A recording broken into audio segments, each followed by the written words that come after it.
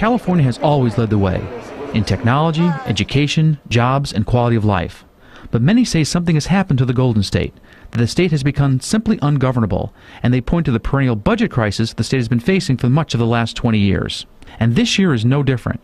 With billions of dollars of temporary budget solutions from last year ready to expire, and the economy recovering slowly, California once again faces a mammoth budget problem. And like last year, the governor's declared another fiscal emergency, calling the legislature into special session to deal with an almost $20 billion deficit. And while the governor is hoping for billions of dollars of aid from the federal government, and the legislature is hoping for an immediate economic rebound, the state continues to spend $600 million a month more than it takes in. Has California simply become too big to govern? Has partisan gridlock and the lack of civility in Sacramento tarnished the Golden State? And what about the Valley? How does the political dysfunction in Sacramento impact the pressing issues we face, including jobs, water, air pollution, and overall quality of life? Will the election of a new governor in November change the political calculus? And what are the key political reforms that could put the state back on track? We'll ask two of Sacramento's most respected political observers, John Myers, Sacramento Bureau Chief of KQED, and Anthony York, editor of Capital Weekly and special correspondent for the LA Times. From Fresno, the Maddy Report with your host, Mark Kepler.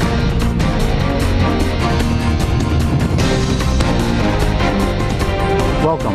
A lot has changed since Senator Ken Maddy of Fresno and Senator John Burton of San Francisco were the undisputed legislative leaders in Sacramento in the 1980s and 90s. While they had strong philosophical differences, California seemed to work. Today, political observers lament the fact that California has become incapable of addressing the state's most pressing public policy issues. What's happened? Our guests have had a front row seat on the recent evolution or de-evolution of California politics. John Myers is the Sacramento Bureau Chief for KQED, and Anthony York is the editor of Capital Weekly and a special correspondent for the LA Times. Welcome to you both to the Maddy Report. So, John, is California ungovernable? Boy, big question, hard answer there.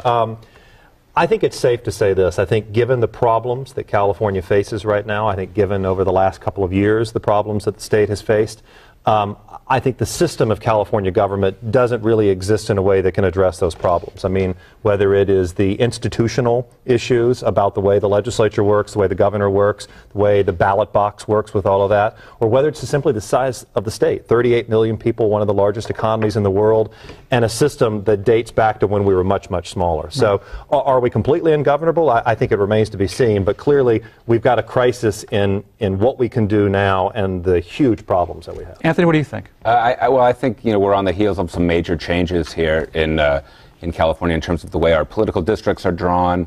We're going to have a number of initiatives on the ballot in November, well, June and November, that could change the way we elect our officials with the open primary, and perhaps changing things like the majority vote for the budget. That will be very, if any of these things pass, there'll be very big systemic changes. And so I think that we're in the throes of some potentially very large changes that could change the way the state is governed.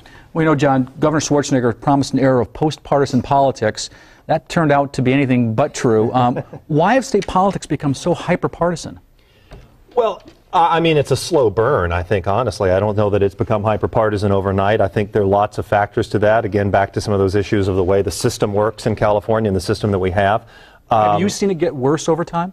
I definitely think it has gotten more intense. I think that is that one of those interesting kind of comments? I mean, well, no, but I think as the problems in California have gotten worse, as the budget deficits have gotten bigger, as the recession has taken a hold of California, the system doesn't have a way to deal with that anyway other than this partisanship, gets magnified in a lot of ways. And I think that the governor, who has had, great successes to his credit, but also at the same time has not been able to change the system, either because it's too hard to change or because his focus wasn't there in a lot of ways. And I think that depends on who you talk to about what his record is going to be. But I mean, I definitely think that the partisanship is so intense because in some ways, Californians are really divided over what to do. I mean, I often say that I don't think that the legislature isn't responsive to the people. I think it may be too responsive. If you look at the polls, the public doesn't know what it wants in terms of the services and what it's willing to pay for services. And I think so you see those fights magnified, Democrats, Republicans, liberals, conservatives, business, labor in Sacramento. Well, Anthony, what about civility in politics? A lot of people bemoan the fact that people they can't disagree without being disagreeable. Does civility matter to the functioning of state government? Or should we just say, you know what, this typical argument, political arguments? It does matter. I mean, I think politics, like lots of businesses, is a relationship business. I think if you like the people that if you know and like and trust the people that you're sitting down and negotiating with, it's going to make it easier, just like anything else. But I think, to be fair, the idea that Sacramento somehow is not civil, I think most members, if you talk to them, they get along. I mean, if you go to fundraisers, you'll see Republicans at Democrats' events and vice versa, and there are social events where people do get along. So it's more than just civility. It's more than just a breakdown of civility. I mean, we don't have the long-standing relationships like you mentioned with John Burton and Ken Maddy. We don't have those 20-year relationships in Sacramento. But I think, at least on a surface level, this partisanship doesn't translate into dislike. So I was just going to add to that too. I think that if you really look at the anger or the frustration, it's interest group driven a lot of times. I mean, if you look at organized labor and business community, you really see the fight between those groups that then kind of play out in the legislature, given who backed them and got them in office. Okay. Well, when we come back, we'll talk about the perennial crisis in Sacramento. That is the state budget. That conversation when we return. This is the Maddy Report.